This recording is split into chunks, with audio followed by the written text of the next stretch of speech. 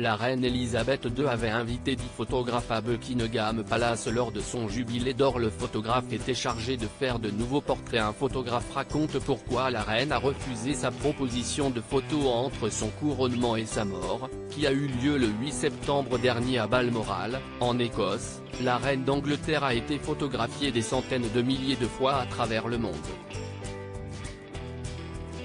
Pourtant ça n'a pas toujours rendu l'exercice plus facile. Aussi Elisabeth II a-t-elle tenté de contrôler le contexte dans lequel elle s'est fait photographier au maximum dès que cela était possible. Comme par exemple lors de son jubilé d'or, en 2002, après 50 ans de règne. À cette occasion, la monarque a invité 10 photographes au palais de Buckingham, auxquels elle a demandé de la prendre en photo afin d'en tirer de nouveaux portraits officiels.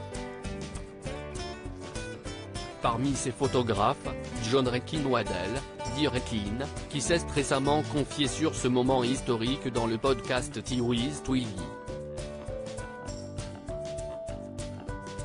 Après avoir photographié des personnalités telles que Kate Moss, Madonna ou encore David Bowie, l'artiste a eu l'honneur de se retrouver face à Elisabeth II pour l'immortaliser et il a tenu à partager ce moment tout particulier. Comme il l'explique dans le podcast, c'est dans la salle du trône de Buckingham Palace que Rekin a pris la photo, et il a ensuite ajouté le drapeau de l'Angleterre, le célèbre Union Jack, en fond pour finaliser son travail. Mais en plus de cette photo visible ci-dessous, Rekin a également demandé à la reine Elisabeth II de poser avec une épée dans les mains, et s'est vu opposer un refus clair et net. « Je n'aime pas mes mains » lui a alors répondu la reine avec humour. Même sans justification, il aurait été difficile pour Rekin d'imposer quoi que ce soit à la reine d'Angleterre en personne. Mais le photographe a reconnu qu'en parlant de ses mains, Elisabeth II avait trouvé la réponse la plus appropriée pour ce genre de requête. Elle a beau avoir régné sur le Royaume-Uni pendant plus d'un demi-siècle, la souveraine avait elle aussi ses petits complexes et préférait que certaines parties de son corps ne soient pas exposées.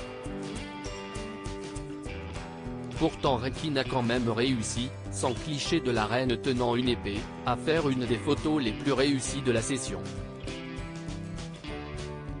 En effet il y a peu, à l'occasion d'une exposition qui rassemble des photos de la reine à travers les décennies, le conservateur lui a envoyé un petit mot expliquant que son portrait était un des préférés de la reine, parce que c'est une photo où elle est réellement en train de rire.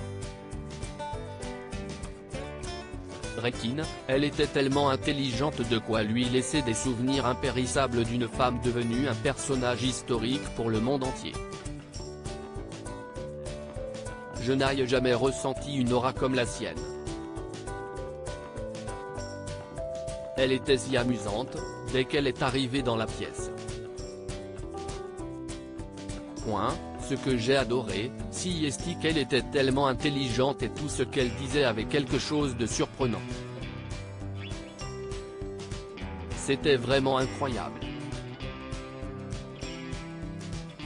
La rencontre fut courte mais intense, et a laissé à la reine et à ses admirateurs une photo emblématique d'Elisabeth II qui reflète un sourire aussi sincère que contagieux.